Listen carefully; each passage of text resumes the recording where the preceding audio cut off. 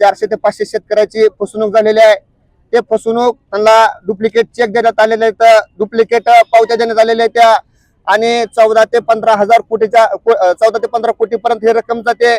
आणि हे रक्कम ह्या शेतकऱ्यांनी त्यांचं सोयाबीन असेल, त्यांचं उडीद मूग असेल, हरभरा असेल, ज्वारी असेल, ते आपल्या बाजार समितीच्या अंतर्गत त्यांनी तिथं माल घातला आणि त्या शेतकऱ्याची फसवणूक झाली। त्याच्यामध्ये विठ्ठल काकडे आणि मिलिंद काकडे गाळा नंबर 28 त्या व्यापाऱ्याकडे ह्यांनी माल घातला होता। त्यांनी त्यांना कोरे चेक दिले तर कोऱ्या चेकवर कोऱ्या सह्या चुकीच्या सह्या आहेत त्या, आणि हे सगळं जात असताना मार्केट कमिटी डोळे झाकून बसलेली होती।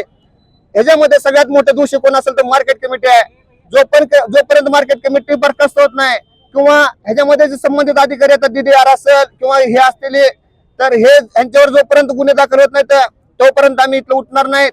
आणि दुसरी गोष्ट अशी आहे की त्या मार्केट कमिटीच्या त्या जी व्यापारी होता त्याच्या मुकदमाच्या नावावर 10 टन 20 टन माल ह्या मार्केट कमिटी एअर हाऊसला ठेवून घेतलाय। मला सांगा, एखाद्या सर्वसामान्य शेतकऱ्याला जर त्याचं सोयाबीन एअर हाऊसला द्यायचं असेल तर त्याला 7 बारे मागितले जातात, त्याची प्रोसेस केली जाते, किंवा आपल्याला हमी भावाला जर माल घालायचा असेल त्याची प्रोसेस केली जाते।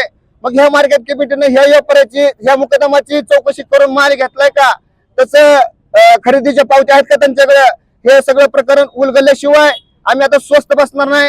जोपर्यंत ह्याच्यामध्ये जे संबंधित दोषी येत नाहीत तो त्यांच्यावर कारवाई होत नाही, आमच्या शेतकऱ्याचे पैसे मिळत नाहीत, तोपर्यंत आंदोलन चिघळत राहणार आहे।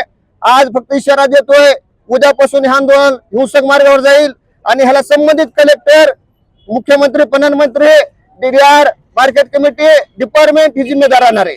माझ्या वडिलांनी सोयाबीन घातलं होतं मिलिंद काकडे, विठ्ठल काकडे यांच्याकडे। सोयाबीन घालून दीड वर्ष झालं, पैसे आज देतो उद्या देतो म्हणून आम्हाला नादी लावलं। वडिलांचे पैसे आमचे 8 लाख रुपये आहेत। आज त्या पैशामुळे माझ्या बहिणीचं लग्न व भावाचं लग्न थांबवण्यात आलेलं आहे। तरी सरकारने आम्हाला न्याय द्यावा व पैसे आम्हाला मिळावेत यासाठी आम्ही उपोषणाला बसलेलो आहोत।